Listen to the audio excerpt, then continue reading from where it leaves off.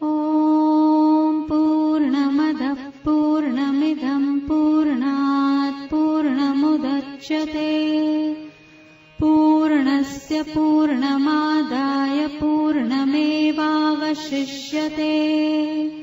ॐ शान्ति शान्ति शान्तिः।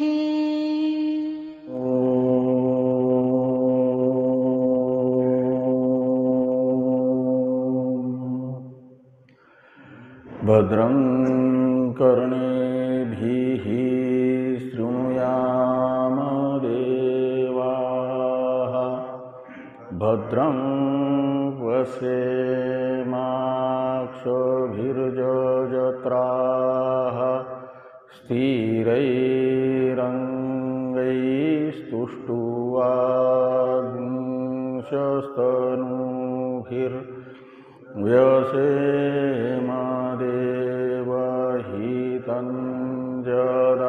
जदायुः स्वस्ति न इन्द्रो वृद्धस्रवाः स्वस्ति नः पूषा विश्ववेदाः स्वस्ति नस्तार्क्ष्यो अरिष्टनेमिः स्वस्ति नो बृहस्पतिर्दधातु। ॐ शान्ति शान्ति शान्तिः। शङ्करं शङ्कराचार्यं केशवं बादरायणं सूत्रभाष्य कृतो वन्दे भगवन्तो पुनः पुनः। ईश्वरो गुरुरात्मेति मूर्तिभेदविभागिने व्योमवद्व्याप्तदेहाय दक्षिणामूर्तये नमः। ॐ शान्ति शान्ति शान्तिः।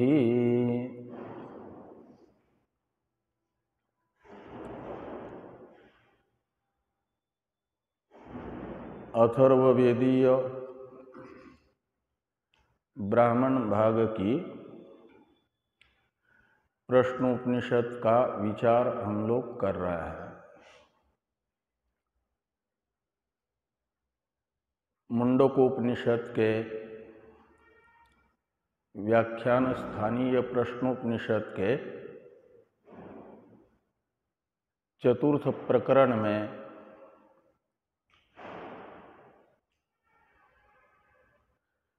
यहाँ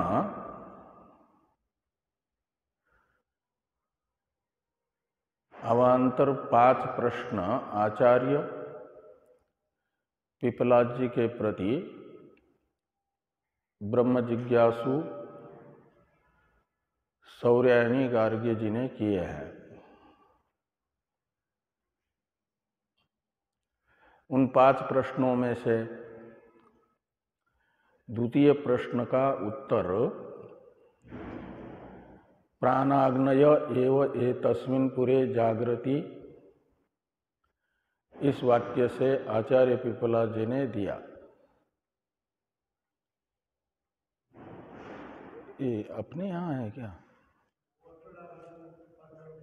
हाँ? कहाँ?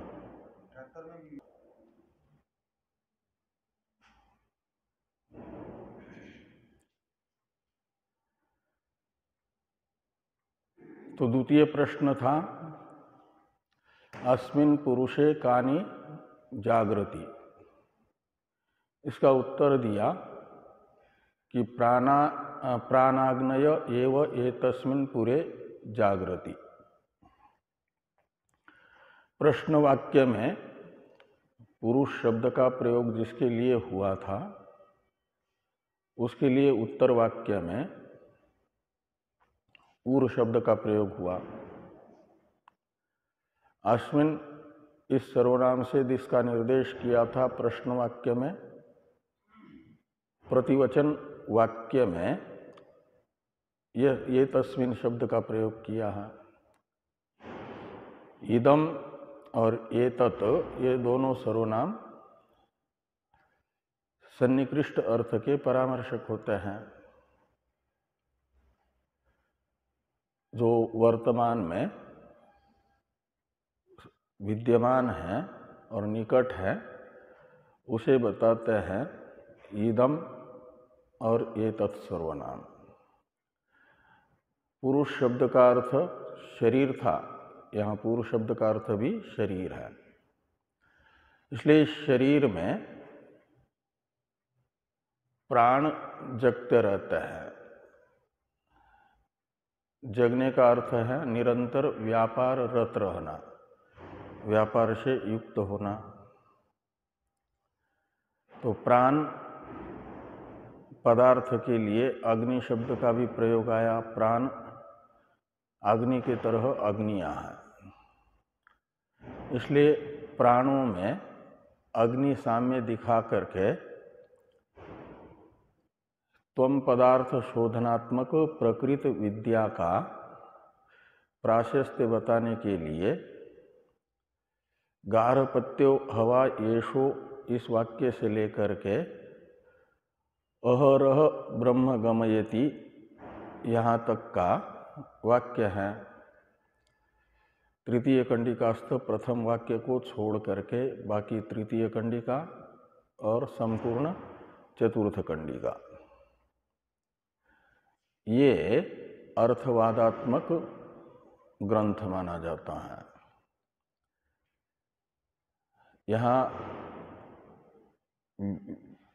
प्रतिपाद्या है, विधेय है का मतलब त्वम पदार्थ विवेक रूप विद्या,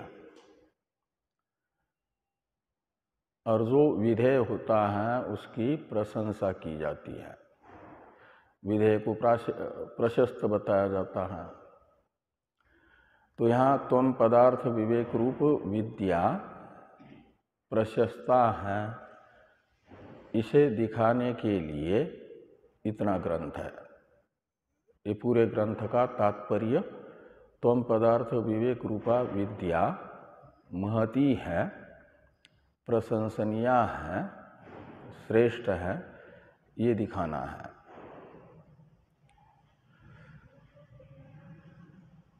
इसका दोनों कंडिकाओं का मूल का अर्थ हम लोग देख चुके हैं, मूल का विचार कर चुके हैं। व्याख्यान रूप भाष्य की चर्चा होनी है। तो तृतीय कंडिका के व्याख्यान रूप भाष्य की भी चर्चा हो गई है, और चतुर्थ कंडिका के व्याख्यान रूप भाष्य की चर्चा अवशिष्ट है। ये हो गया है क्या? चौथा बाकी है ना, चौथे का भाष्य बाकी है। तो तृतीय कंडिका के गार्हपत्यो हवा येषो अग्नि इत्यादि वाक्य ने प्राणों में अग्निहोत्री के प्रसिद्ध 3 अग्नियों की समानता बताई। पंच प्राणों में से 3 प्राणों को अग्नि के तरह 3 अग्नियां बताया। अपान को बताया गार्हपत्य अग्नि, दक्षिणाग्नि बताया व्यान को, और आह्वनीय अग्नि बताया प्राण को। और ये सब समानता भी कैसे है ये सब बताया गया। अब 2 प्राण अवशिष्ट हैं, समान और उदान, और अग्नियां तो 3 ही होती हैं, इसलिए समान और उदान में किसी चौथे और पांचवें अग्नि रूपता का प्रतिपादन नहीं किया जा सकता। तो अग्निहोत्र कर्म का इन प्रसिद्ध 3 अग्नियों से अतिरिक्त भी अंग होता है, यानी साधन होता है।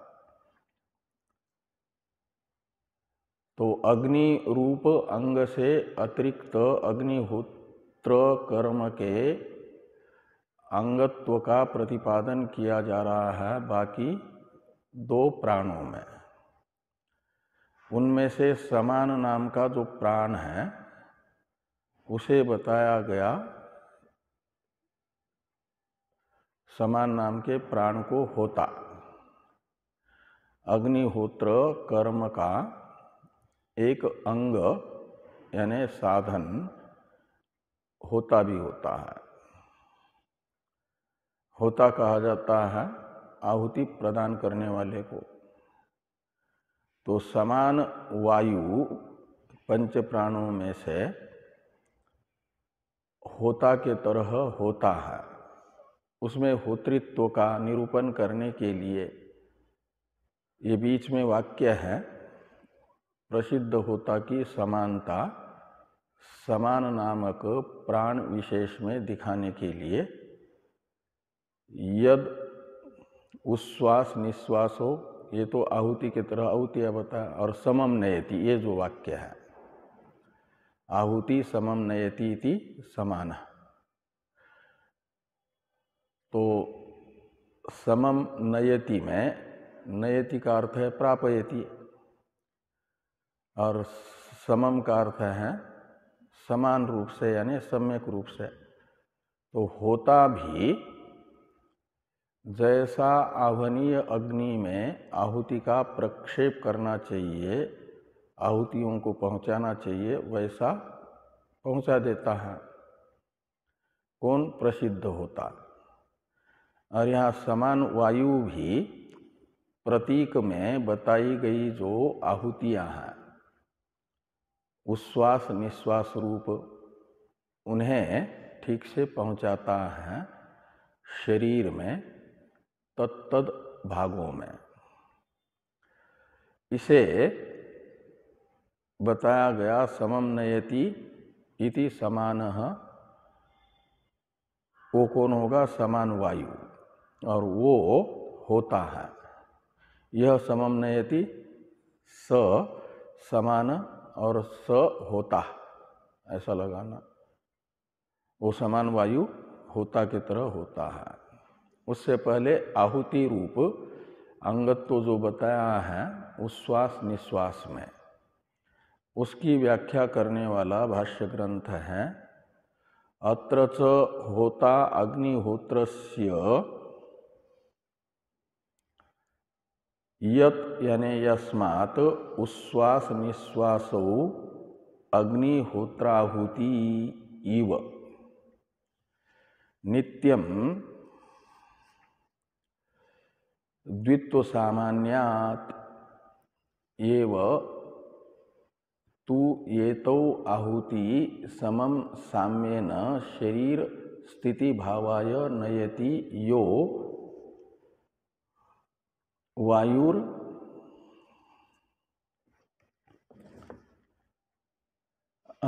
अग्नि स्थानीयोपि होता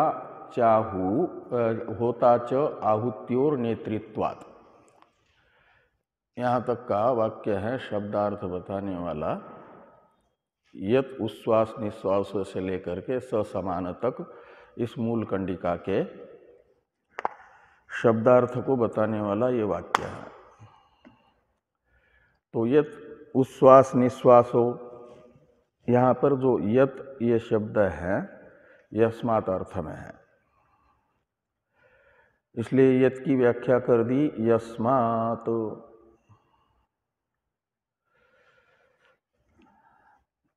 और अग्निहोत्रस्य होता, इस अत्र का अन्वय करना कि अग्निहोत्र में जो प्रसिद्ध आहुतियां हैं उन आहुतियों को पहुंचाने वाला आह्वनीय अग्नि में उनका प्रक्षेप करने वाला होता है होता। तो यहाँ पर होता कौन है संपत अग्निहोत्र में? तो कहा कि अत्र च होता अग्निहोत्रस्य, यानी अग्निहोत्र कर्म का अंगभूत होता, वो समान वायु है। इसका अन्वय करना होता का समान के साथ। अत्र च अग्निहोत्रस्य होता समान को असौ के बाद में एक वाक्य आ रहा है भाष्य में कि समान अग्निहोत्र का होता समान वायु है। इस प्रकार ये अत्र च होता अग्निहोत्रस्य समान, ऐसा अन्वय करना है। समान को होता क्यों कहा जा रहा है, इसे स्पष्ट करने के लिए वाक्य है कि यस्मात् उच्छ्वास निश्वासौ अग्निहोत्र आहुति। तो कहते हैं जिस कारण से उच्छ्वास निश्वास ये अग्निहोत्र की आहुति के तरह आहुतियां मानी गई।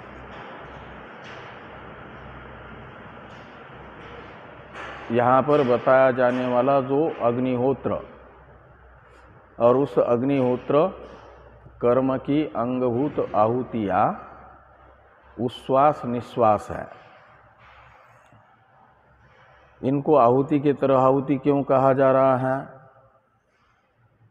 तो प्रसिद्ध अग्निहोत्र की आहुतियों में और यहाँ बताई गई जो आहुतियां हैं उच्छ्वास निश्वास, इन दोनों में समानता बताई जा रही है। जो ईव शब्द के द्वारा बताई गई है उसे स्पष्ट करते हुए भाष्कर भगवान ने कहा कि नित्यम द्वित्व सामान्यात एव। तो ये जो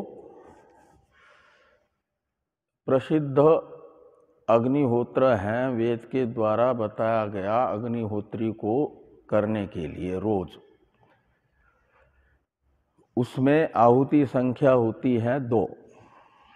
तो प्रसिद्ध अग्निहोत्र की अंगभूत आहुतियों में द्वित्व रूप संख्या रही। और यहाँ उच्छ्वास निश्वास जो आहुति के रूप में बताए जा रहे हैं वे भी 2 हैं, एक उच्छ्वास और दूसरा निश्वास। तो उच्छ्वास निश्वास में भी द्वित्व नियम से रहेगा। तो दोनों में द्वित्व रूप समानता नित्य होने से, यानी हमेशा रहने से, उच्छ्वास निश्वास को प्रसिद्ध अग्निहोत्री के यहाँ होने वाले अग्निहोत्र कर्म के आहुति के तरह आहुति बताया उच्छ्वास निश्वास को।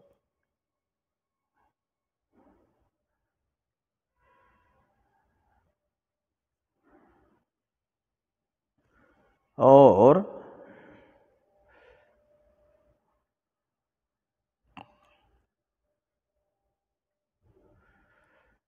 तो द्वित्व सामान्यात एव तू, यहाँ पर जो तू है ना, तू ये तो ऐसा पदच्छेद हो जाएगा ना। तो ये तू शब्द समुच्चय अर्थ में है, निपात है ना, उसके कई एक अर्थ निकलते हैं। तो यहाँ समुच्चय अर्थ लेना जो च का अर्थ होता है। इसलिए टीकाकार ने कहा है कि तू शब्द चार्थे, भाष्य तू शब्द चार्थे, तू शब्द च के अर्थ में है।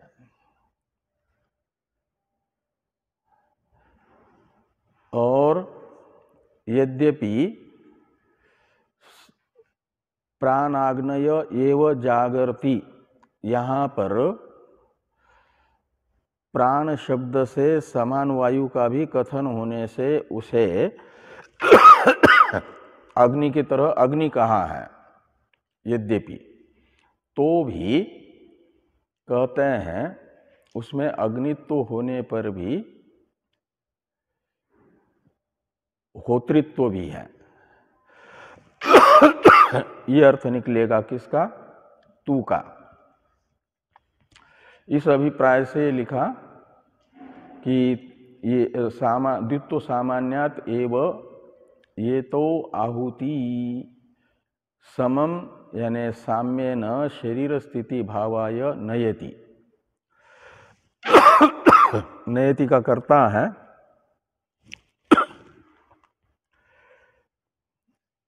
यो वायु। तो जो वायु ले जाता है शरीर की स्थिति के लिए समान रूप से उच्छ्वास निश्वास को ले जाता है यानी पहुंचाता है। जिस शरीर के जिस अंग में आवश्यकता है श्वास की वहाँ पर पहुंचाता है। श्वास है एक प्रकार से प्राण है, तो वायु को पहुंचा देता है। इसलिए उसे उस वायु को कहा गया यो वायु अग्नि स्थानीयोपि। वह अग्नि के तरह अग्नि होने पर भी पूर्व वाक्य में उसे अग्नि कहा, इसलिए उसे यहाँ पर कहा जा रहा है अग्नि स्थानीयोपि। होता, वो होता के तरह होता है। क्यों कहते हैं होता च आहुत्योर नेतृत्वात्। तो आह्वनीय में, प्राण रूपी आह्वनीय में यह समान वायु ही क्या करता है? उच्छ्वास निश्वास रूप आहुतियों को पहुंचाता है। नेतृत्वात् यानी प्रापकत्वात्। तो कहा वो कौन सा वायु है? तो को असौ, ये प्रश्न है। वो होता विशेष को जानने के लिए 5 प्राणों में से यहाँ तो खाली यो नयति यो वायु अग्नि, इस वाक्य में वायु शब्द का ही प्रयोग किया ना। वायु तो है पंचवायु आध्यात्मिक।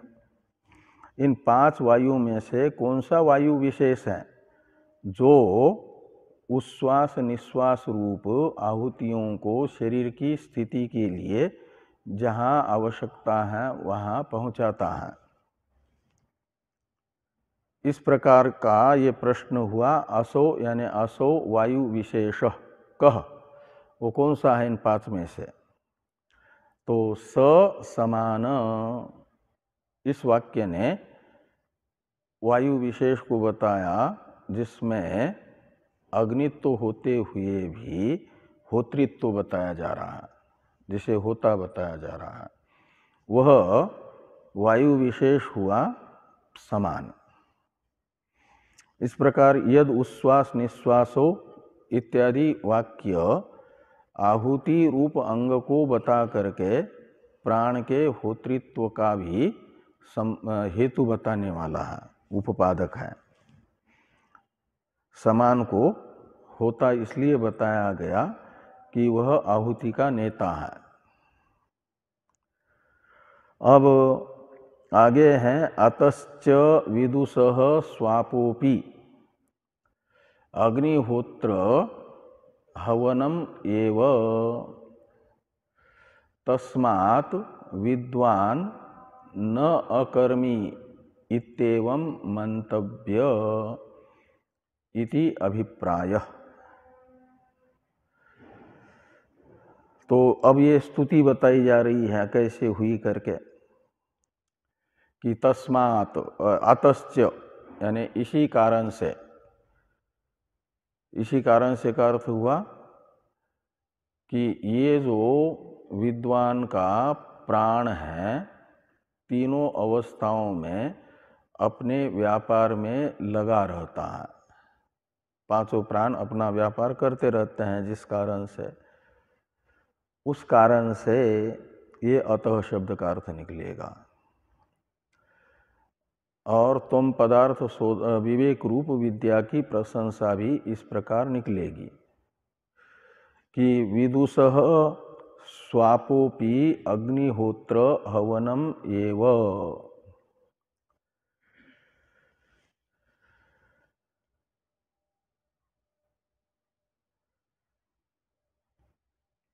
तो विदुषः शब्द का अर्थ है विद्वान का जो स्वाप है। स्वाप शब्द से लेना है जागृत से विलक्षण दो अवस्थाएं, स्वप्न अवस्था और सुषुप्ति अवस्था।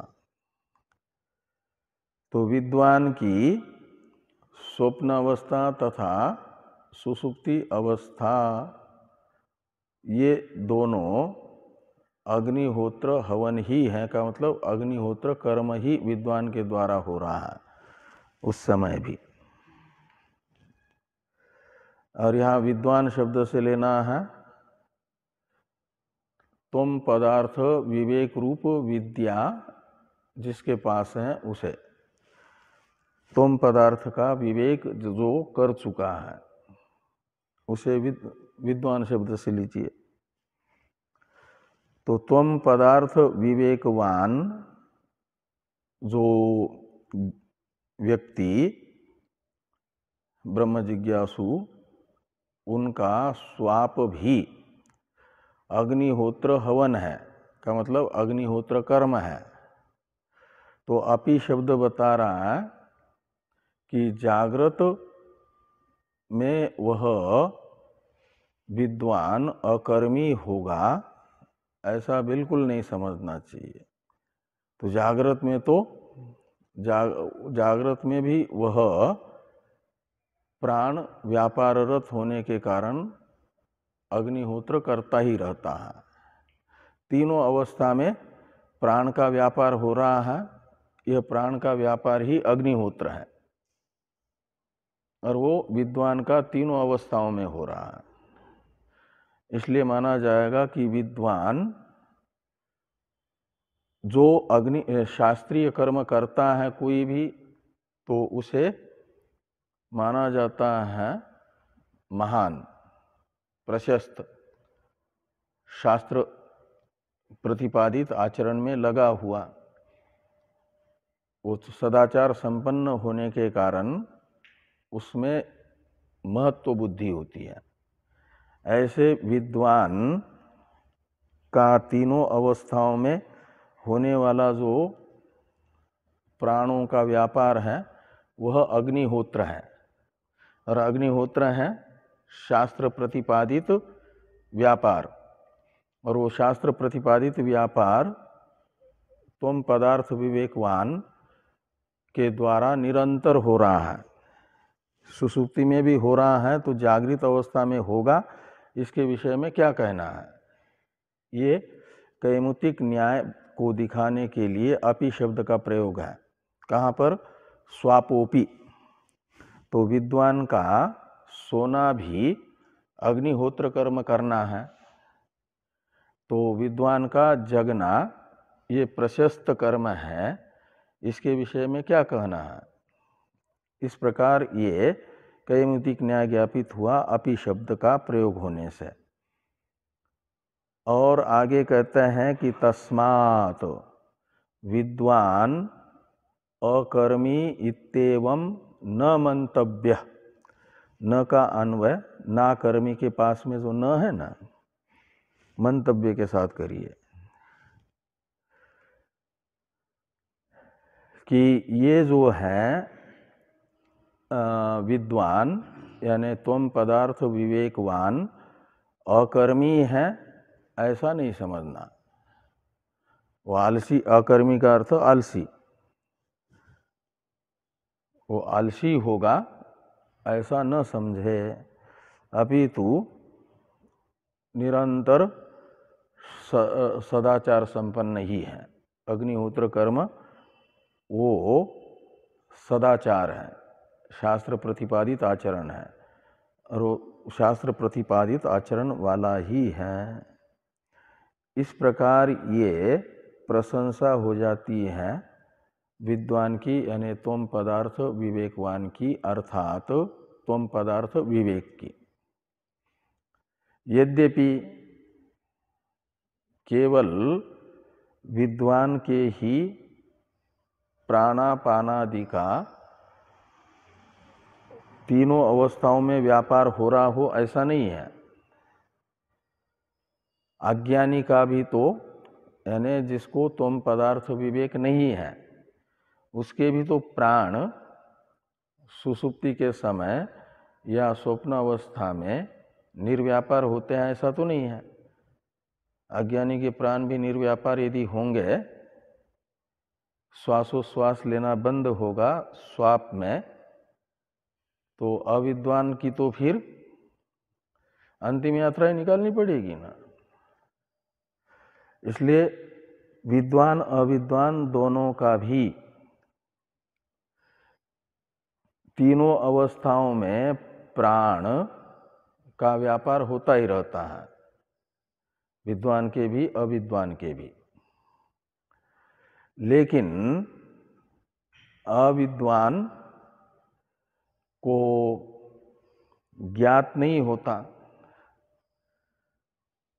और विद्वान त्वम पदार्थ विवेकवान होगा तो वो अपने आप को तीनों अवस्थाएं जो हैं, जागृत स्वप्न सुषुप्ति, ये अनात्मा का धर्म है,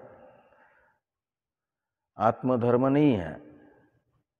और आत्मा इनसे अलग है, तीनों का साक्षी, तीनों में अन्वित होने वाला चेतन। ऐसा निर्धारण अपने स्वरूप के विषय में जिसने किया है, वह सुषुप्ति में भी सब व्यापार प्राणों को जान रहा है। सुषुप्ति का भी साक्षी है ना। यद जागृत स्वप्न सुषुप्ति मवैति नित्यम, प्रातस्मरण में भगवान शंकराचार्य जी कहते हैं ना कि ये जागृत स्वप्न सुषुप्ति तीनों अवस्थाओं में अवस्था त्रय के साक्षी के रूप में विद्यमान रहता है। और उसका बोध रहता है किसको? त्वम पदार्थ विवेकवान को। और इसको जो कार्यक्रम संघात में आत्माभिमानवान है, उसे सुषुप्ति अवस्था में बोध नहीं रहता कि मैं इस अवस्था का भी साक्षी हूं करके। इसलिए यहाँ पर प्रतिपाद्या विद्या महती है, प्रशस्ता है, ये अर्थ ज्ञापित हो रहा है, उसकी प्रशंसा हो रही है। ये यहाँ पर कहा गया कि तस्मात् विद्वान यानी त्वम पदार्थ विवेक ज्ञानवान अकर्मी न, वो अकर्मी नहीं है, अपितु उसका सोना भी शास्त्र विहित अग्निहोत्र कर्म है। इस प्रकार का निश्चय करना चाहिए। इत्येवं मंतव्य, ये तात्पर्य निकला। आगे हैं सर्वदा सर्वाणि भूतानि विचिन्वन्ति अपि स्वपत इति वाजसनेयके। तो बृहदारण्यक उपनिषद में भी ये कहा कि सर्वदा यानी तीनों अवस्थाओं में, सर्वस्मिन काले और सर्वासु अवस्थासु, ये सर्वदा का अर्थ निकलेगा। क्या करता है? तो कहते हैं स्वपतः यानी सोते हुए विद्वान की, उपासक की, वहाँ उपासना का प्रकरण है, यहाँ तो ज्ञान का प्रकरण है। लेकिन ये उपासक बृहदारण्यक में बताया गया कि तीनों अवस्थाओं में सभी भूतों का चयन करता रहता है। विचिन्वन्ति, तो विचिन्वन्ति का अर्थ है कि ये सभी भूतों, सभी विषयों का विचयन ये सभी अवस्था में आपके विद्वान के द्वारा यानी उपासक के द्वारा होता जाता है। तो यहाँ इतने अंश में मात्र बृहदारण्यक श्रुति संवादिका है कि बृहदारण्यक श्रुति ने उपासक को भी बताया कि वह विचिन्वन करता है, का मतलब विचिन्वन है शास्त्रीय कर्म का अनुष्ठान। तो तीनों अवस्थाओं में शास्त्रीय कर्म का अनुष्ठान उपासक का होता जाता है। वो क्या अनुष्ठान होगा सुसुप्ति के समय? यही निर्धारण करना कि प्राण निरंतर व्यापाररत होते हैं, कभी भी प्राणों का अपने व्यापारों से उपरम नहीं होता है। प्राण कभी भी छुट्टी नहीं लेते हैं, कार्य करते रहते हैं।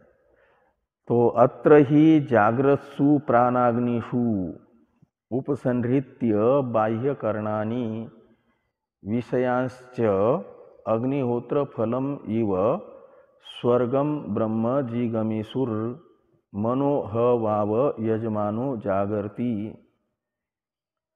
और इस कार्यक्रम संघात में क्या होता है? तो कहते हैं यजमानः जागर्ति। कब? तो कहते हैं जाग्रत्सु प्राणाग्निषु। तो प्राण रूप अग्नियां जग रही है, का मतलब अपना व्यापार कर रही है जिस समय। और उपसंहृत्य बाह्य करणानि विषयांश्च, तो बाह्य इंद्रियों का उनके अपने अपने विषय तथा विषयों का ग्रहण रूप व्यापार का उपसंहार हो जाता है मन में। निर्व्यापार होकर के मन के अधीन हो जाती है न चक्षुरादि बाह्य इंद्रिया आपके स्वप्नावस्था में। तो उस समय क्या होता है? तो कहते हैं कि विषयांश्च अग्निहोत्र फलम इव स्वर्गम ब्रह्म जिगमीसुर। तो अपने अधीन हुए, निर्व्यापार होकर के अपने अधीन हुए यानी मन के अधीन हुए जो बाह्य इंद्रियां हैं, उनको लेकर के मन स्वयं भी स्वप्न अवस्था से जब हो जाता है, थक जाता है देख देख करके, उपरत हो जाता है और चाहता है अग्निहोत्र कर्म का फलभूत जो स्वर्ग है, स्वर्ग ब्रह्म, उसको प्राप्त करना। तो ये कहते हैं कि स्वर्गम ब्रह्म जिगमीसुहु, स्वर्ग ब्रह्म का यानी स्वर्ग रूप जो ब्रह्म है, अग्निहोत्र कर्म का फल, वो है सुख। और उस सुख स्वरूप ब्रह्म को प्राप्त करने की इच्छा वाला ये जिगमीसुर किसका विशेषण है? यजमान का। जिगमीसुर यजमान। और वो यजमान कौन है? मन। इसलिए बीच में कहा कि मनो हवाव यजमान। तो मन रूपी यजमान अग्निहोत्र कर्म का फल रूप जो स्वर्ग शब्दित सुख है और उस सुख स्वरूप है ब्रह्म, उसे प्राप्त करना चाहता है। तो यजमानो जागृति। तो ये यजमान यानी मन जगता रहता है, का मतलब उस ब्रह्म को प्राप्त करने की इच्छा करता है। उस समय फिर क्या होता है? तो यजमानवत कार्यकरणेषु प्राधान्येन संव्यवहारात। यजमान का, मन रूपी यजमान का जगना क्या है? तो कहते हैं जैसे प्रसिद्ध अग्निहोत्र में यजमान मुख्य व्यापार करने वाला होता है, मुख्य कार्य करने वाला होता है, ऐसे इस कार्यक्रम संघात में भी मुख्य रूप से व्यवहार करने वाला ये मन है, इसलिए उसे यजमान के तरह यजमान कहा। और वह स्वर्गम इव ब्रह्म प्रति प्रस्थितत्वात्, तो अग्निहोत्र कर्म का निष्पादन करते समय तो होता भी था और यजमान भी था, लेकिन अग्निहोत्र कर्म का, प्रसिद्ध अग्निहोत्र कर्म का फलभूत जो स्वर्ग है, उस स्वर्ग में होता जाएगा कि यजमान जाएगा?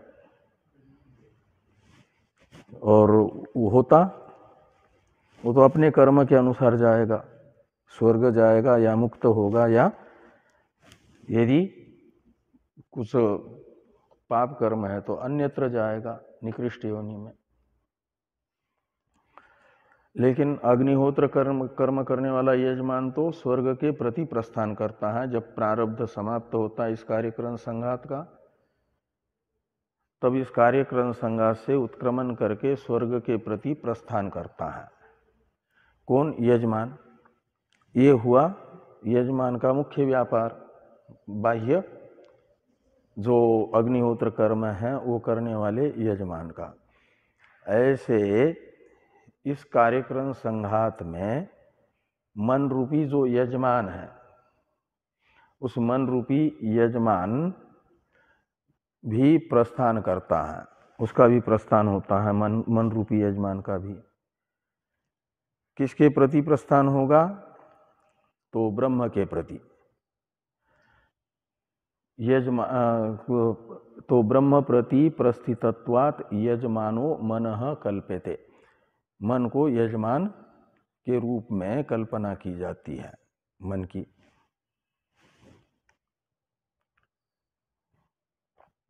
क्योंकि इष्ट फल जो है वो है सुख, और सुख का अधिकारी ये मन हो जाता है। वो सुख प्राप्त करने के लिए, ब्रह्म प्राप्त करने के लिए प्रस्थान करता है, तो इस शरीर से प्रस्थान करेगा कि क्या करेगा?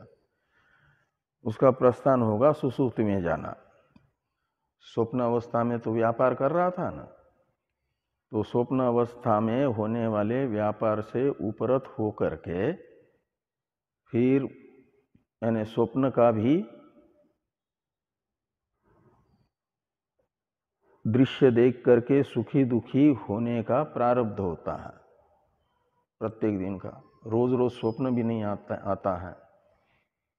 जिस दिन स्वप्न अवस्था में सुख दुख रूपी अपना फल भुगवाने वाला प्रारब्ध फलोन्मुख होता है, उस समय जग करके यानी जागृत अवस्था से स्वाप अवस्था में पहुंचा हुआ जो प्राणी है वह गहरी नींद में नहीं पहुंचेगा, अपितु उसका स्वप्न अवस्था में फल देने वाला प्रारब्ध फलोन्मुख होने के कारण उसे स्वप्न दृश्य दिखाएगा।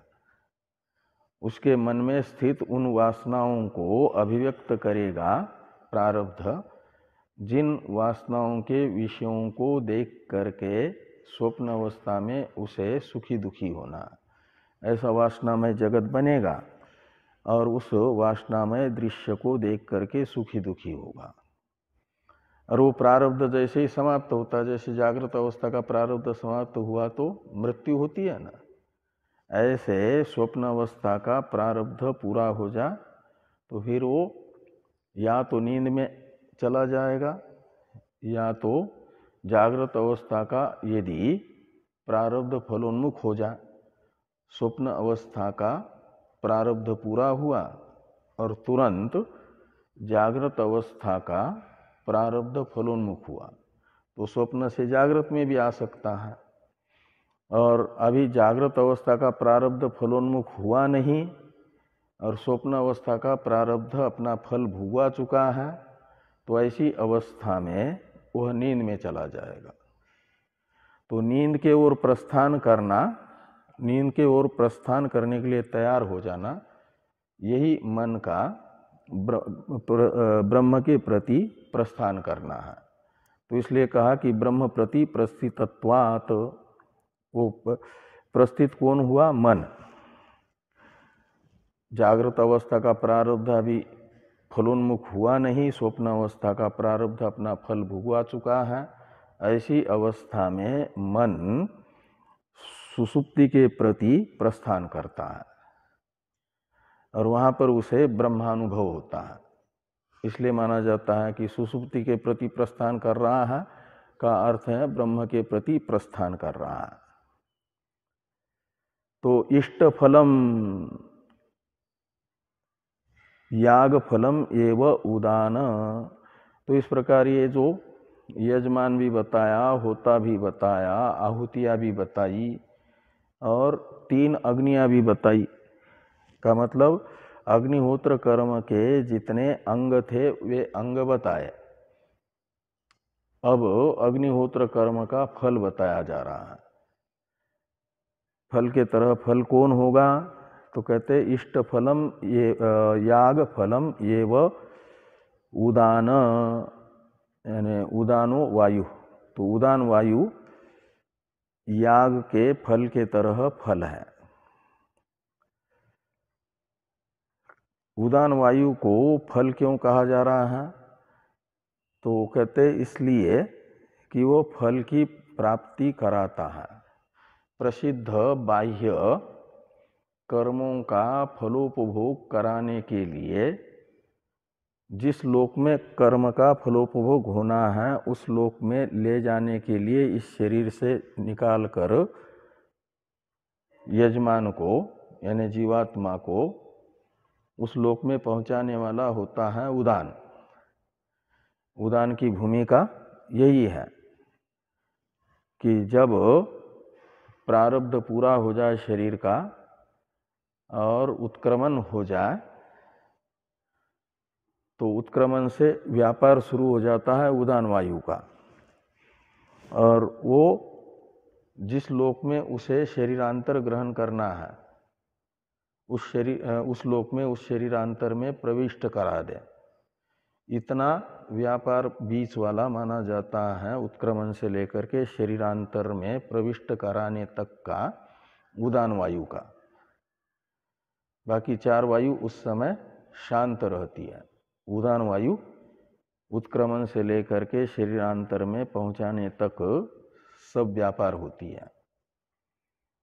तो ये शरीरांतर में पहुंचना ही एक प्रकार से वो फल प्राप्त करना है, वहीं पर फलोपभोग होगा ना। फिर देवता शरीर में पहुंचाएगा तो याग का फल देवता शरीर से स्वर्गीय सुख प्राप्त करेगा यजमान, और उसमें निमित्त बना उदान वायु। फल प्राप्ति में निमित्त उदान वायु होने के कारण उदान वायु को इष्ट फल के तरह इष्ट फल कहा। इसे यहाँ कहते हैं कि उदान निमित्तत्वात् इष्ट फल प्राप्ते, यानी याग फल कर्म फल की प्राप्ति उदान वायु निमित्तक होने से उदान वायु को इष्ट फल कहा गया, याग के फल के तरह फल कहा गया। तो कैसे इष्ट फल की प्राप्ति उदान निमित्तक है, ये प्रश्न है कि कथम, यानी कैसे उदान वायु निमित्तक फल की प्राप्ति है। तो इसका स्पष्टीकरण करने के लिए आया कि स उदान मन आख्यम यजमानम स्वप्न वृत्ति रूपात अपि प्रचाव्य अहरह सुषुप्ति काले स्वर्गम इव ब्रह्माक्षरम गमयति। तो जैसे उदान वायु यजमान के शरीर पात काल में उत्क्रमण से लेकर के शरीरांतर में पहुंचाने तक का व्यापार करता है, इष्ट फल की प्राप्ति में अपनी भूमिका का निर्वहन करता है, ऐसे ही सुषुप्ति के समय यह उदान वायु मन रूपी यजमान को स्वप्न वृत्ति यानी स्वप्नावस्था हुई।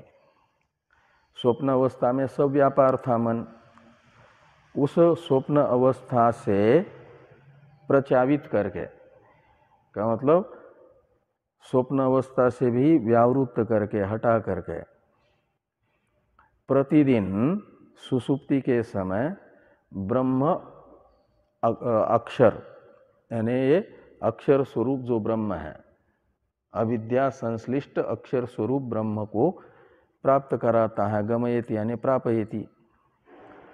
इसलिए इस मन रूपी यजमान को कहा गया, क्या नाम, उदान वायु को कहा गया इष्टफल। अतो सुसुप्ति अवस्था में मन किस में रहा? ब्रह्म में। तो जहाँ रहा उसकी प्राप्ति मानी जाएगी ना। और ये प्राप्ति कराई किसने? उदान वायु ने। अतो याग फल स्थानीय उदान, इसलिए याग का फल जो स्वर्ग है तत्स्थानीय हो जाएगा उदान।